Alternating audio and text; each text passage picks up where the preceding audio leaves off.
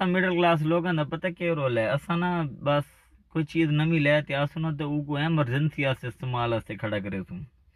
वो क्या है घर च ना मेहरान कार खड़ी आई 15-16 मॉडल ते वो ना हाली तक 20-25 हज़ार किलोमीटर कोल चली हुई आई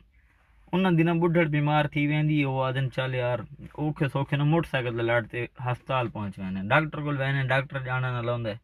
वो आदा मरो मोटरसाइकिल ते ले आए वे तो तुम्हारे को कार खड़ो दिए आधा डॉक्टर साहब तो पता ही है भी वो एमरजेंसी वास्ते खड़ी की थी इस अलावा भाई केड़ी एमरजेंसी होंदी है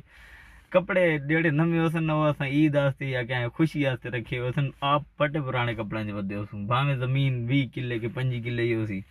मोटरसाइकिल खटारा छिकी बदे होसूं इस चक्कर च के यार अगली ईद ते या क्या खुशी ते या क्या शादी ते न मलाया होसूं हालांकि लमना कोई नहीं होंदा ओए की नाल चाहते वैसो मर्रो मरसो तो तुम्हारे पिछू क्या आमना ही क्या नहीं ओए इस नाल बेहतर है कि जेड़ा अल्लाह से जेड़ी नेमत दी उन्होंने को इस्तेमाल करो खुशी नाल इस्तेमाल करो